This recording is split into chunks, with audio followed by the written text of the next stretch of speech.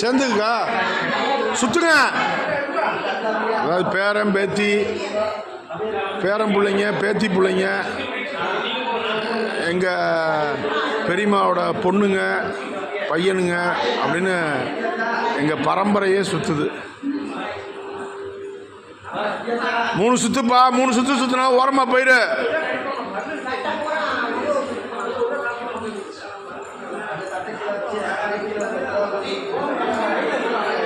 தாரணி 3 ஆச்சா? உளுந்து கும்பிடு, சேர நவுத்தாதா.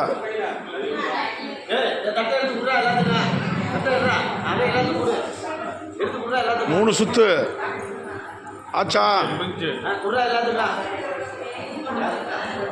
பெரியம்மாவோட திதி நினைவு நாள்.